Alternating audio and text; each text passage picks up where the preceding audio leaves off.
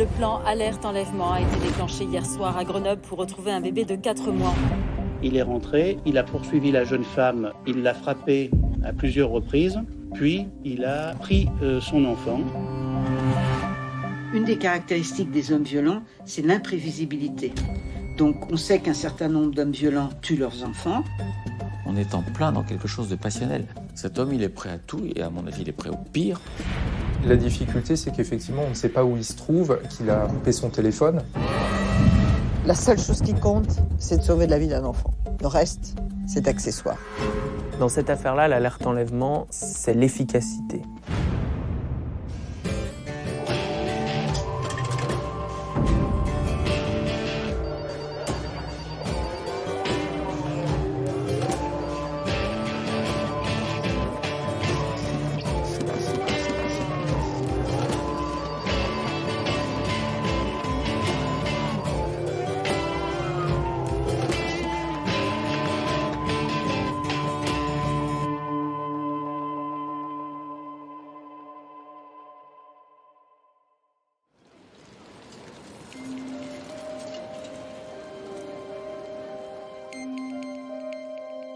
Jenna, une petite fille de 4 mois enlevée avec violence par son père.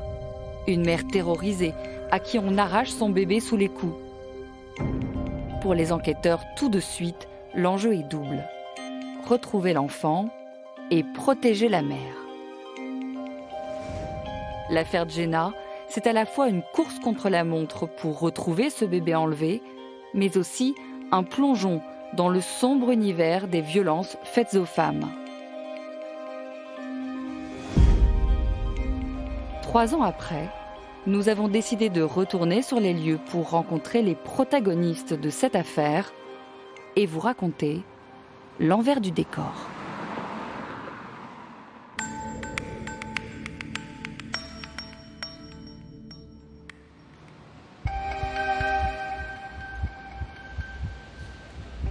Le quartier des Eaux Claires, Grenoble, dans l'Isère, 11h45. Vanessa est une jeune maman. Elle vit au premier étage d'un logement associatif d'aide aux femmes battues, le Rialto. Elle est avec son bébé de 4 mois, quand soudain, un homme la repère. Il fonce dans sa direction. L'homme escalade le balcon, il atteint l'étage et casse la porte de l'appartement. Il y a une course-poursuite dans les locaux puisque Vanessa va se réfugier dans le bureau d'une assistante sociale. Elle va donner le bébé à l'assistante sociale, ou en tout cas elle va le poser quelque part. Le nombre de gens qui seraient capables d'un passage à l'acte aussi spectaculaire, aussi violent, aussi impulsif, c'est extrêmement rare. Il va la frapper à coups de pied alors qu'elle est en boule par terre. Ensuite, il va bousculer l'assistante sociale qui essaye de s'interposer pour protéger Jenna. Il va s'emparer de Jenna et il va prendre la fuite. Le Rialto a réagi en panique, en appelant immédiatement les services de police. On vient d'enlever l'enfant. Le commissariat de Grenoble est averti. Sur place, il découvre Vanessa blessée, mais elle a reconnu son agresseur. Il s'agit de son ex-compagnon, qui est aussi le père du bébé. Dans les locaux de l'association, c'est le choc. Il y a un suivi psychologique qui est mis en place, parce qu'il y a un traumatisme évident. Toutes sont des femmes battues, donc toutes sont déjà traumatisées à l'origine. Et là, en plus, elles ont assisté à ce qu'on peut redouter de pire quasiment, c'est le père violent qui vient, qui retrouve son ex-compagne et qui, là, en plus, va enlever un nourrisson, un bébé de 4 mois. Au même moment, le procureur est prévenu. La violence de l'enlèvement est telle qu'il met de suite la police judiciaire de Grenoble sur le coup. Je me rends au sein des locaux de la Sûreté départementale de Grenoble, qui est actuellement en charge des recherches qui sont menées pour retrouver le père de l'enfant et l'enfant dans les meilleurs délais. On essaye déjà de comprendre exactement ce qui s'est passé en cours de cette journée.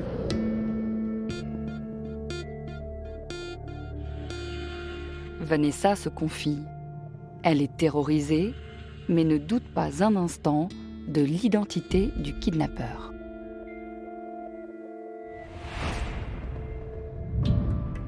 Le fait de connaître l'identité du ravisseur est effectivement un atout indéniable, puisque on va pouvoir tout de suite regarder dans nos fichiers ce que l'on sait déjà de cette personne et travailler à partir de cela, travailler à partir de son entourage.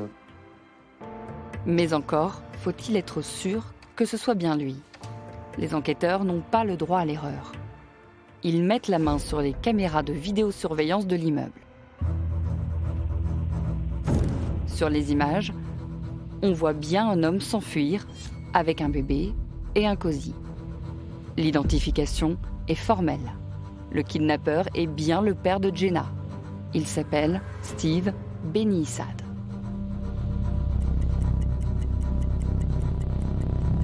Déjà 1 heure que Jenna a été enlevée. Il faut aller vite. Les policiers cherchent à en savoir davantage sur le suspect. Steve Beni-Issad a seulement 28 ans, mais il est déjà connu des services de police.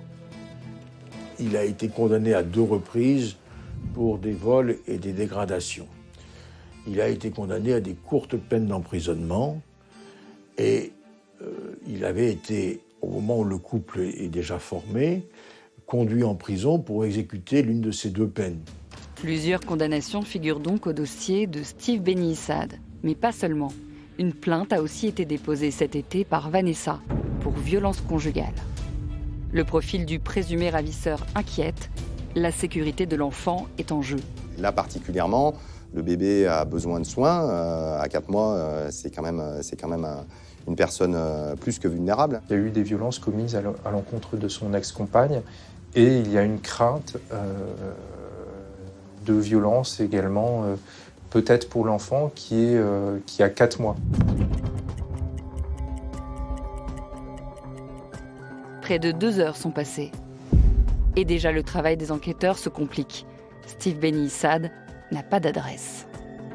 L'individu est a priori sans domicile fixe ou avec peu d'attaches très précises. Donc là, il y a des craintes, on va dire, pour la sécurité physique de l'enfant, de par l'énervement du père, son passé violent et sa situation qui semble, à première vue, très instable. Steve Beni-Issad est en effet sans emploi et sans domicile fixe, ce qui complique le travail des enquêteurs.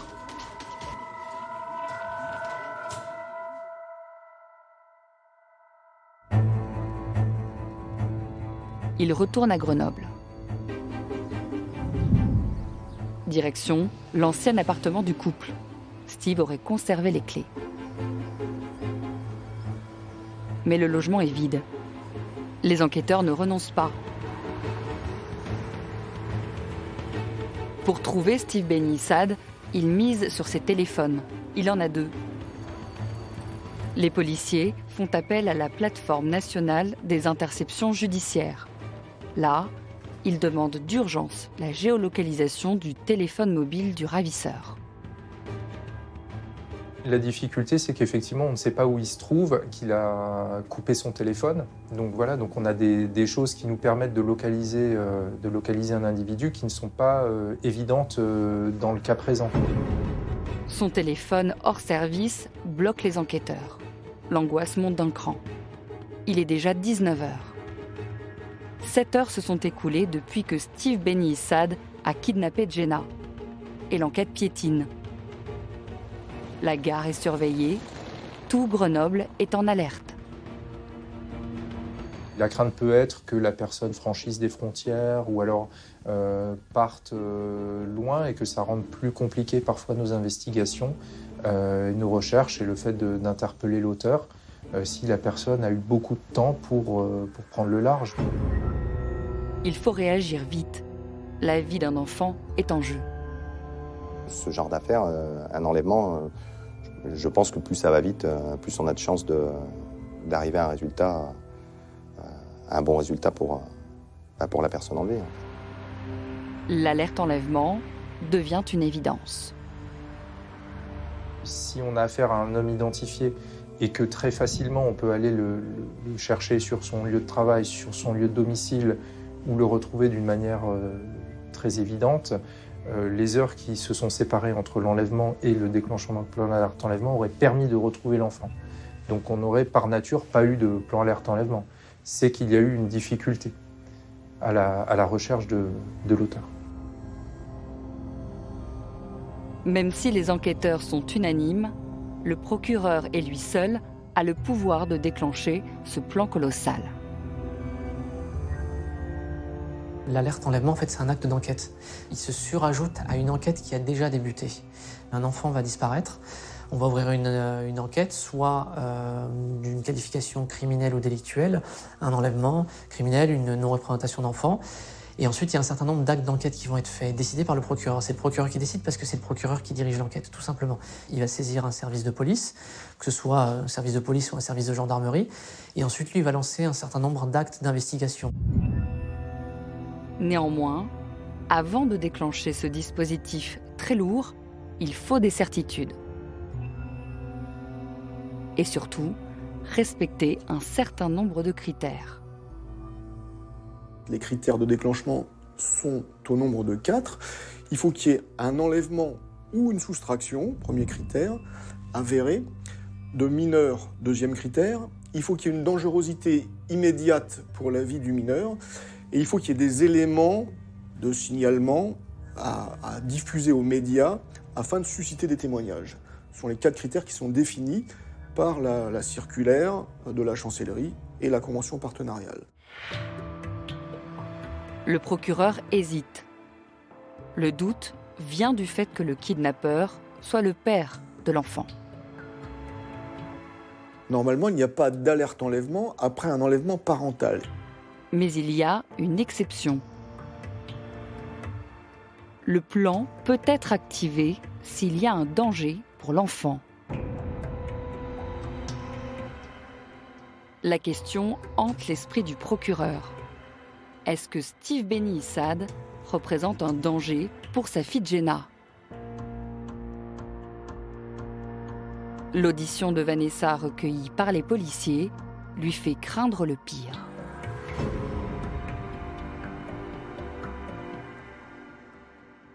On apprend que Steve est quelqu'un de violent, que la mère a déposé plainte pour violence un peu plus d'1 mois et demi avant l'enlèvement.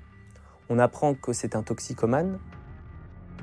La violence de l'enlèvement accentue le malaise. On est en plein dans quelque chose de passionnel. On a un homme qui craint, à tort ou à raison, de se voir définitivement écarté de la vie de son enfant. Cet homme, il est prêt à tout, et à mon avis, il est prêt au pire. Il est évident qu'il lui fait courir un danger physique, psychique, avec un enlèvement aussi violent et aussi spectaculaire. Donc les critères de dangerosité sont là.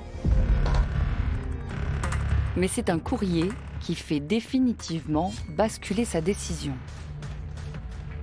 Un mail envoyé par l'association du Rialto, qui loge et protège Vanessa et Jenna.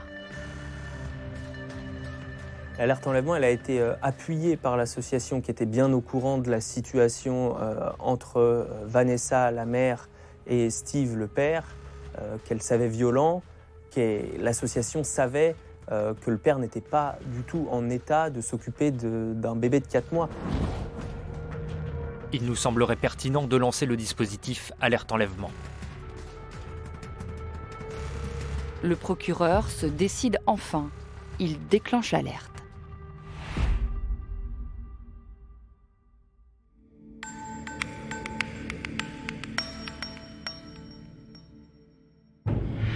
Il est déjà 21h. À la police judiciaire de Grenoble, on s'active. Le message est bien passé à Nanterre.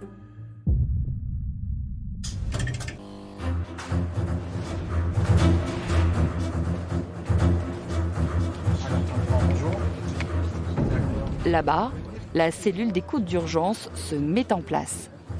Ils sont sur le qui-vive.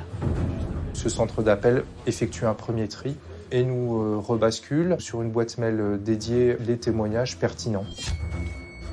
22h. Cela fait maintenant plus de 10 heures que Jenna a été enlevée par son père. Le procureur de la République de Grenoble rédige le message d'alerte. Il est primordial pour alerter la population. Le message, il est très simple, avec des données qui sont constantes, qui sont avérées, qui sont constatées. Donc on est certain que l'enfant porte un blouson vert, qu'il a les yeux de telle couleur, que le ravisseur également est habillé de telle manière, qu'il circule dans tel véhicule, l'âge, le prénom. Donc il faut que le message soit très clair et très simple. Une fois le message rédigé, le procureur y ajoute une photo. Là, il en choisit une où Jenna pose avec son père. Il met toutes les chances de son côté. Le tout est envoyé à la chancellerie. Ça y est, l'alerte enlèvement est diffusée.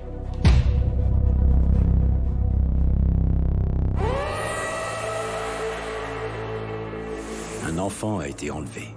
Ceci est une alerte enlèvement du ministère de la Justice. N'agissez pas seul. Si et seulement si vous disposez d'informations permettant de le retrouver, composez le numéro de téléphone qui s'affiche sur votre écran. La France découvre enfin le visage de l'enfant de 4 mois et de son père recherché.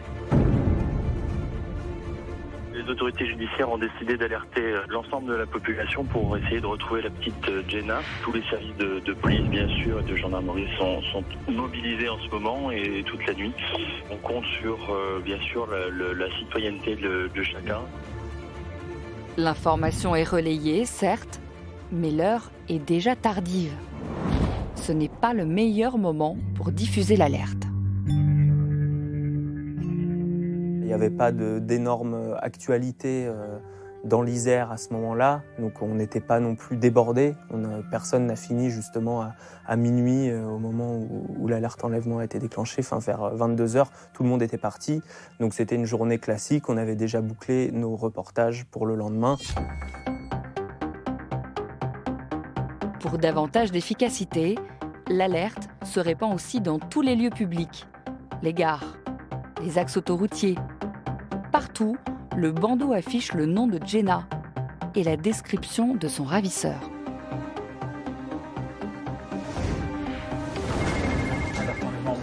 À la cellule de crise, les téléphones commencent à sonner. Et bientôt, cela ne s'arrête plus. Les appels s'enchaînent. En revanche, tous ne concernent pas Jenna. Il y a un problème. Ils reçoivent énormément d'appels, 220 appels qui concernent l'affaire, mais ils en reçoivent aussi énormément d'autres pour s'indigner de cette alerte enlèvement. La raison de la colère se trouve dans le message. L'alerte enlèvement tourne à la polémique.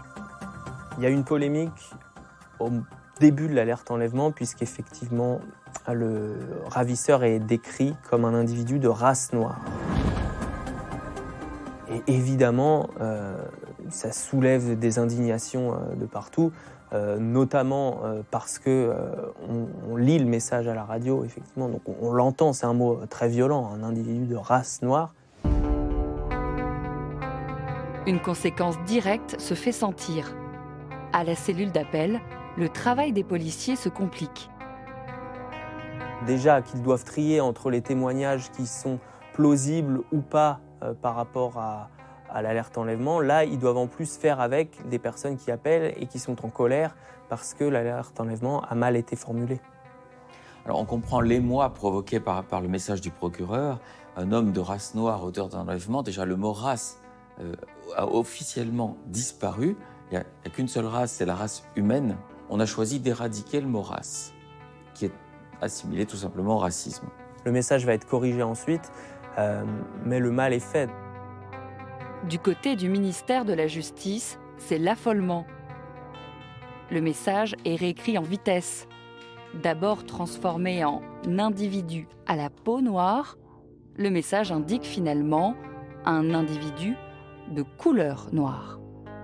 Je peux parfois condamner ces espèces de pudibonderies de langage, car comment définir un homme à part de dire il est d'un sous-groupe ethnique, c'est parfois un petit peu ridicule. Mais dans un message officiel, on comprend que ce mot race est fâché, associé bien sûr à la violence. Et Dieu sait qu'il n'y a pas besoin de message des autorités judiciaires pour qu'on associe les blacks à la violence parfois. C'est une association inconsciente extrêmement forte. Le fait qu'elle soit entretenue par ce mot était malheureux. La réponse officielle du ministère se fait sur les réseaux sociaux. Certains termes du message repris précipitamment étaient évidemment inappropriés, regrettables et très rapidement modifiés. L'enjeu, l'objectif, la seule chose qui compte, c'est de sauver la vie d'un enfant. Le reste, c'est accessoire. Ça a créé une polémique parce que c'était maladroit et c'était même... oui, c'était maladroit. Les enquêteurs ne doivent plus perdre de temps. La nuit est tombée et toujours aucune trace de Jenna et de Steve Beni Issad. Il faut avancer coûte que coûte. Soudain, un appel retient l'attention des enquêteurs. Il s'agit de l'ancien patron de Steve Beni Issad. Il a vu l'alerte enlèvement et a reconnu son ex-employé. Mais là aussi, les policiers déchantent vite. Son dernier contact avec le ravisseur remonte au début de la semaine, juste avant l'enlèvement. Et il n'a conservé aucun numéro de téléphone. Ça fait partie de notre travail, pour le coup, du quotidien, d'exploiter des pistes qui, au final, s'avèrent erronées. Mais là, c'est vrai que le fait de diffuser l'alerte enlèvement multiplie aussi quelque part les pistes de travail et forcément les fausses pistes. La journée se termine avec un goût d'échec pour les enquêteurs. On n'a toujours rien. On n'a pas. Quand on finit notre service, les recherches n'ont pas abouti. En soirée, pour l'instant, on n'a pas retrouvé l'enfant. Et c'est vrai qu'à partir d'une certaine heure, on voit que le nombre de témoignages diminue. 18 heures se sont écoulées depuis l'enlèvement de la petite Jenna. Au petit matin, les journaux s'emparent de l'affaire.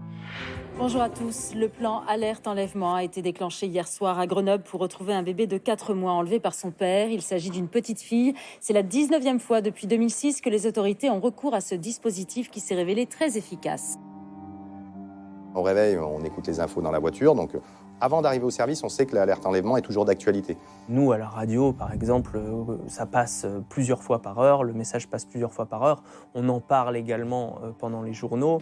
La photo va faire la une de la presse papier, elle va passer à la télé, elle est aussi diffusée dans les bureaux de tabac. Donc, évidemment, il est très difficile de méconnaître le fait qu'il y a une alerte enlèvement en cours à Grenoble à ce moment-là. L'alerte enlèvement est partout. L'alerte enlèvement est partout. À la cellule d'appel, les téléphones se remettent à sonner. Et une piste se dessine. On aurait vu le suspect à Chambéry, du côté de la gare. On a eu beaucoup de recherches qui ont été menées sur ce secteur-là et qui semblaient être des bons témoignages qui nous ont amenés à aller exploiter de la vidéosurveillance sur place, faire des recherches au niveau de la gare sur les divers trains qui pouvaient être venus de Grenoble, etc. Mais les investigations prennent du temps. Et c'est bien ce qui pose problème. Presque 24 heures se sont déjà écoulées depuis l'enlèvement de Jenna. Toujours aucun résultat. Il faut réagir.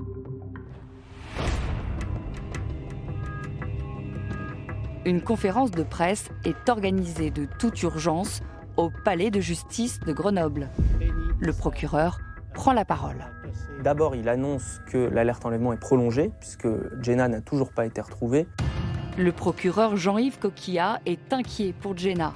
Il précise pour la première fois devant la presse les circonstances violentes de son enlèvement.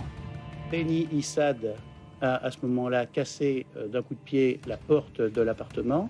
Il est rentré, il a poursuivi la jeune femme jusque dans le bureau de l'assistante sociale. Elle s'est couchée par terre et s'est roulée en boule. Il l'a frappée à plusieurs reprises.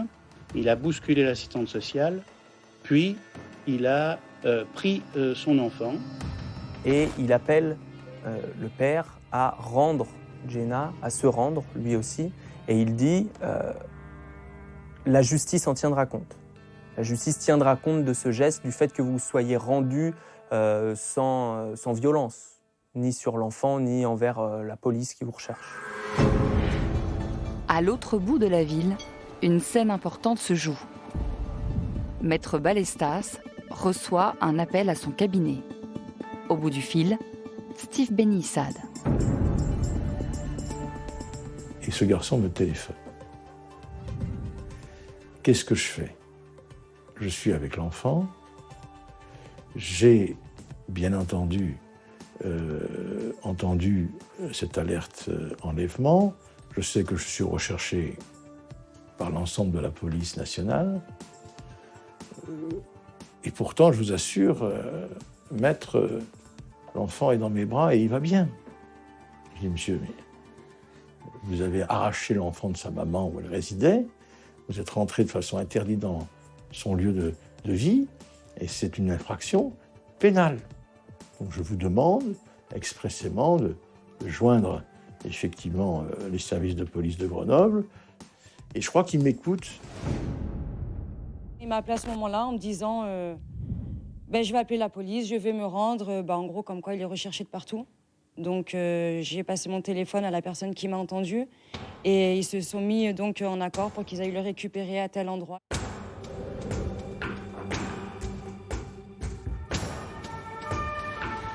Toutes les patrouilles de police sont informées. Ce sont celles de la BAC, la brigade anticriminalité, qui se préparent à passer à l'action. Même si Benissade est prêt à se rendre, ils sont sur leur garde. On a eu des informations effectivement concernant cet individu, concernant l'auteur de l'enlèvement, qu'il était violent, qu'il y avait un passé de violence conjugale.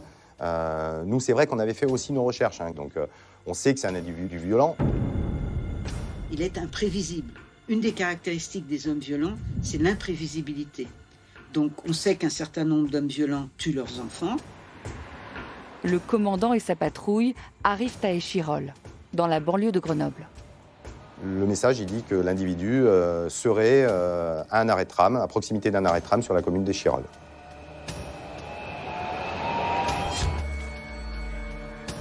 Là, un homme se distingue. Il se tient debout, avec un bébé dans les bras.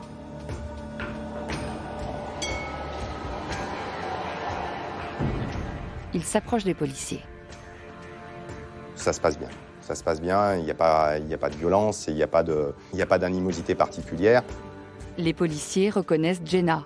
Elle paraît calme. L'homme est bien Steve Benissade.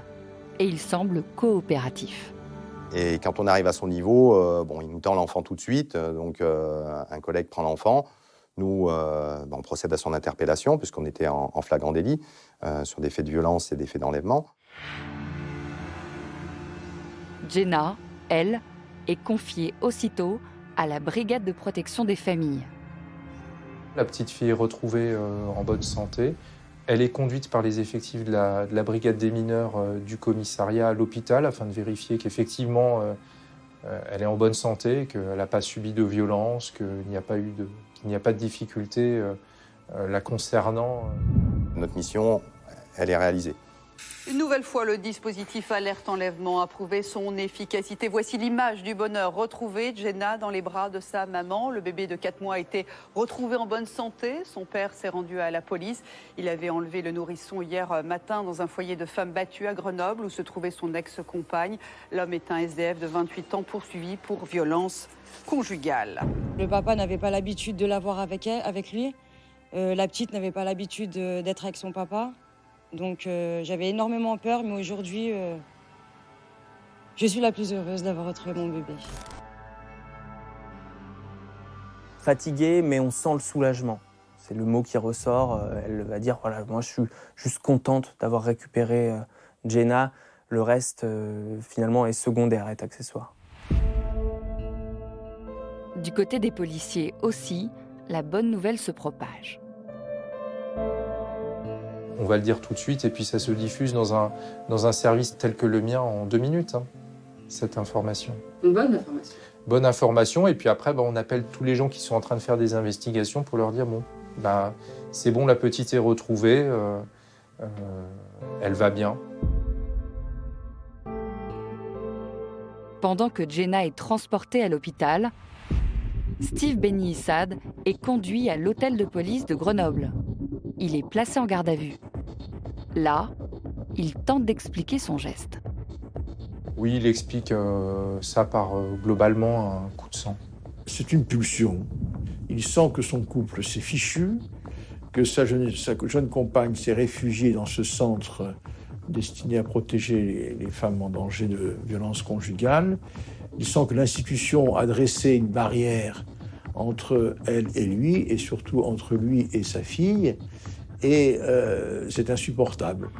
Donc c'est vrai que c'est pulsionnel, qu'il rentre dans cette institution de force.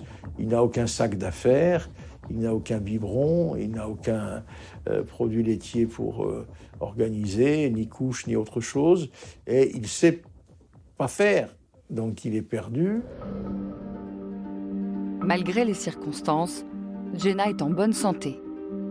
L'examen médical de la fillette n'a constaté aucune blessure sur l'enfant.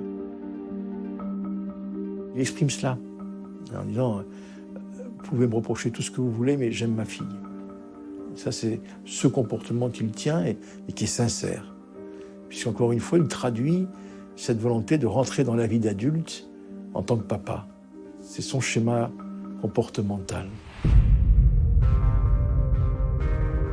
Mais les enquêteurs veulent savoir. Qu'a-t-il fait durant sa courte cavale?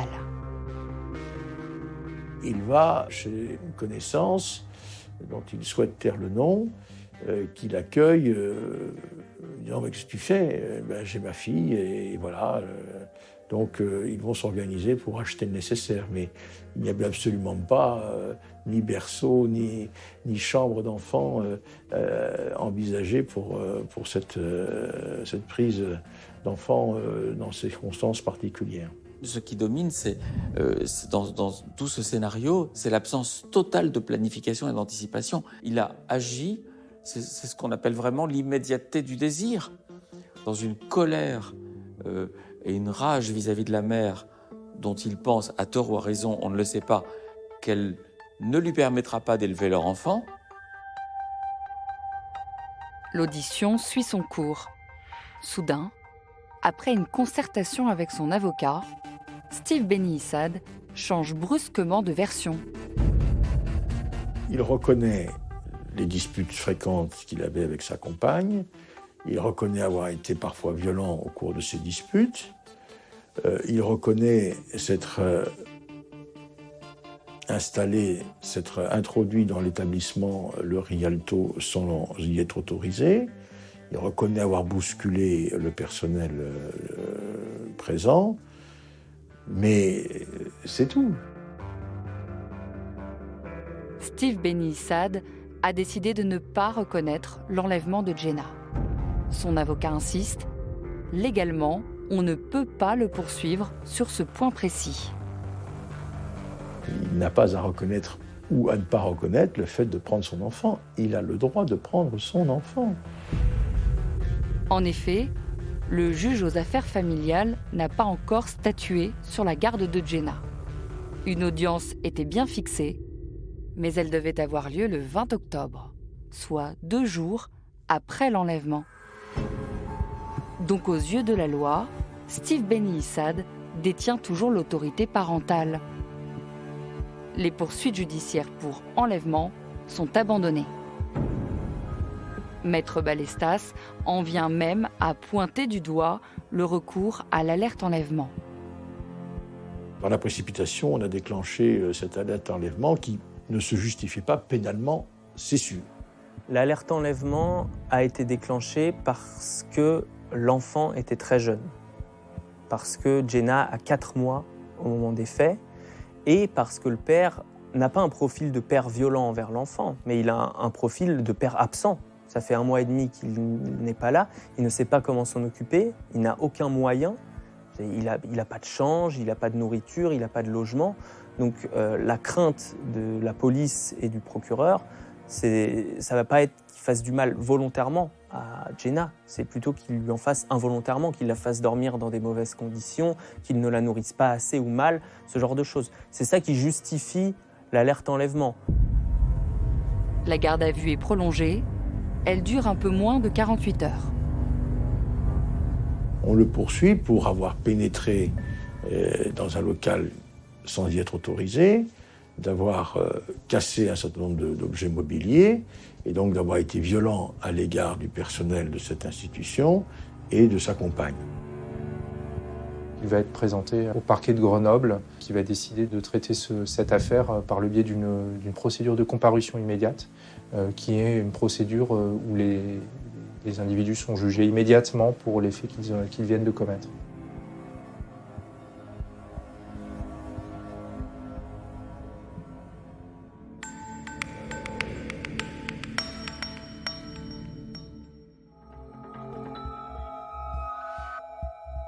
Après sa garde à vue, Steve Beni-Issad passe devant un juge. La particularité, c'est que Steve va être jugé plus vite que les autres 3 jours après l'alerte enlèvement. En gros, le vendredi, en fin de semaine, il va être jugé en comparution immédiate. Il est jugé pour les violences qu'il a commises, puisqu'il a bousculé cette assistante sociale et parce qu'il a frappé la mère à coups de pied au moment de l'enlèvement. C'est pour ça qu'il est jugé rapidement. Vanessa est d'ailleurs blessée aux côtes. Il lui est délivré une incapacité totale de travail d'1 jour. Devant le juge, Steve Beni-Issad se défend maladroitement. Il se sert de Jenna pour justifier ses violences. Il dit oui, je reconnais la violence, mais bon, j'étais énervé. Je reconnais avoir bousculé la personne, mais je ne l'ai pas fait volontairement.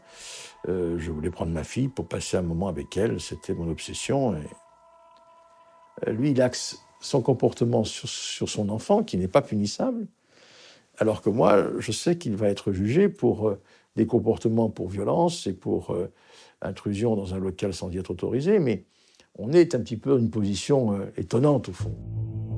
Même si Steve Beni-Issad n'a pour le moment jamais été condamné pour violence conjugale, cet été, Vanessa a déposé plusieurs plaintes. Les cas de violences faites aux femmes sont prises très au sérieux par la justice. Là encore, il minimise. Il était convaincant en disant « Oui, je me suis mal comporté là, ces dernières semaines parce qu'on se disputait. Mais depuis que je connais ma compagne, j'étais vraiment quelqu'un qui voulait construire cette famille. » Pendant l'audience, le couple que forment Steve Beni-Issad et Vanessa est observé de près. D'abord leur rencontre sur les réseaux sociaux il y a 2 ans, leur cohabitation houleuse, puis la naissance de Jenna. Mais très vite, Vanessa devient la victime de son conjoint. Le mécanisme, c'est il séduit cette personne. Donc, il la trouve très belle, elle aime le couscous, il aime le couscous, elle aime aller au cinéma, voir des films de science-fiction, il aime aussi. Séduction. Séduction, fusion. Donc, on est complètement d'accord sur tout. Et puis, à un moment donné, eh bien, ça va se déclencher autrement. Et là, il va être dans la jalousie, on va dire, excessive, qui est la mauvaise pioche de l'amour, bien sûr, puisque ça veut dire t'es à moi. C'est ça le mécanisme. C'est lui qui induit ça. Après, en général, il l'isole. Ensuite, il va l'humilier, la dévaloriser. Du coup, elle va perdre confiance en elle, elle va perdre l'estime d'elle-même. Et puis après, quand il va être violent, il va lui dire que c'est de sa faute. Et puis ensuite, il va recruter des alliés. Donc, il va lui dire, si tu vas à la police, ils ne te croiront pas. Heureusement, Vanessa et Jenna sont placées dans un foyer de secours aux femmes battues. Il existe des dispositifs qui permettent de protéger une dame avant la commission de nouveaux faits de violence. C'est-à-dire qu'elle dénonce des faits de violence et ça suffit pour trouver des dispositifs pour la protéger. C'est ça qui est nouveau et c'est ça qui nous donne de l'espoir.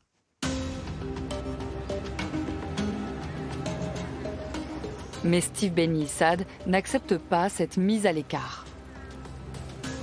Quelques semaines avant de passer à l'acte, il envoie à Vanessa des SMS menaçants. Tu enlèves ma vie, je te prends la tienne. Cache-toi bien, je te trouverai.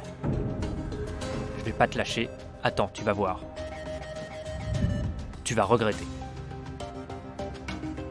Le tribunal a posé beaucoup de questions, a instruit complètement le dossier. Le procureur de la République a bien sûr insisté sur le caractère violent de mon client, répété, et a souhaité une peine exemplaire. C'est vrai que ce dossier a pris une ampleur plus importante que ceux qui sont malheureusement le lot du tribunal correctionnel en matière de violence conjugale. Finalement, Steve Beni-Issad est condamné à 18 mois d'emprisonnement, dont 6 mois fermes. Le tribunal a assorti la peine d'une obligation de soins et d'une interdiction d'entrer en contact avec les victimes. Le tribunal a estimé qu'il fallait une incarcération immédiate et ne pas permettre à M. Beni-Issad d'obtenir un élargissement. Il faut préciser qu'il avait été condamné auparavant pour une autre infraction tout à fait étrangère de vol, où il avait bénéficié d'un bracelet électronique, c'est-à-dire d'un aménagement de peine, et que donc on considérait qu'il y avait une récidive.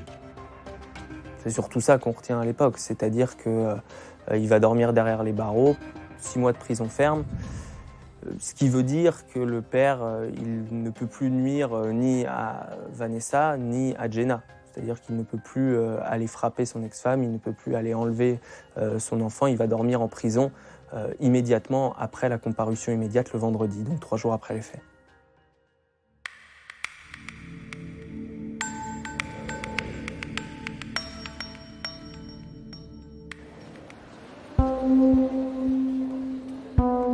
Quatre semaines après la décision de justice, le juge aux affaires familiales est saisi. Il doit décider à qui confier la petite Jenna. Steve Beni-Issad assiste à l'audience par visioconférence depuis la prison où il est détenu. Bien entendu, le magistrat, compte tenu du contexte, ne lui a pas donné la possibilité d'avoir un droit de visite immédiate sur sa fille, en indiquant qu'il fallait qu'elle lui rendisse un peu pour que ensuite son droit soit consacré. Mais voilà, c'est la suite normale, c'est qu'il puisse éduquer son enfant. Avec Steve, il est évident qu'il n'a jamais eu l'intention de nuire, ce qui n'empêche pas qu'il a causé un traumatisme considérable. Pour les associations de défense des femmes, la vigilance doit être maintenue. On a besoin de protéger les enfants des violences.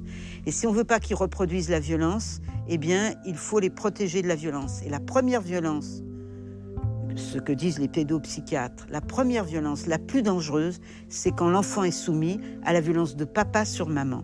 C'est plus dangereux que d'être soi-même victime. Donc, on a envie de dire on a envie de penser à la protection de l'enfance d'abord. Protéger les enfants pour qu'ils ne deviennent pas ensuite de grands violents, parce qu'on sait que ça peut avoir cette conséquence-là. Ça n'est pas obligatoire, il n'y a pas de fatalité, on est bien convaincus, mais il y a besoin de protéger les enfants. Vanessa obtient la garde exclusive de leur fille. Elle va élever Jenna seule, loin de son père.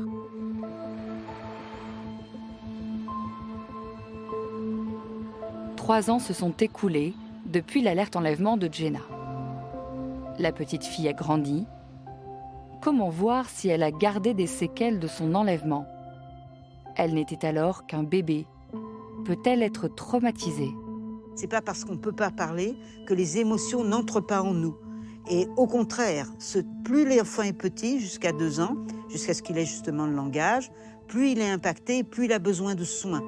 Et là, je ne sais pas si cet enfant a eu des soins, mais en tout cas, il est absolument indispensable que les enfants soumis à des traumatismes graves aient des soins pour justement pouvoir repartir dans la vie. Vanessa, quant à elle, est retournée dans l'anonymat. Malgré les années qui passent, elle reste terrorisée par le souvenir de son ex-compagnon. Elle vit dans la crainte qu'il demande la garde de Jenna ou qu'il s'en prenne à nouveau à elle. Le fait que Vanessa soit encore dans une certaine forme, sinon de clandestinité, mais en tout cas de peur et de précaution prise autour de son enfant, n'est pas surprenant. Elle a vécu un vrai traumatisme, c'est-à-dire une peur intense et prolongée du pire. Cette scène d'effraction dans le foyer où elle tente de se replier dans le bureau et le fait de se voir arracher leur fille est un traumatisme sur une échelle de 1 à 10, je ne sais pas, on va dire 9 sur 10, parce qu'il faut se garder une marge. Mais c'est le maximum de frayeur qu'un être humain peut ressentir. Eh bien là, on a logiquement, même en cas d'issue heureuse, des reviviscences post-traumatiques. C'est-à-dire le fait que si elle se retrouve par exemple seule dans un grand espace, peut-être a-t-elle des comportements irrationnels, de regarder autour d'elle, de vérifier. Ce sont des séquelles post-traumatiques qu'on sait assez bien prendre en charge en thérapie, mais qui ne sont pas du tout surprenantes dans un tel contexte. Aujourd'hui, Vanessa refuse que son nom soit dévoilé. Elle a peur de se montrer ou de s'exprimer dans les médias. Nous avons évidemment choisi de respecter sa discrétion.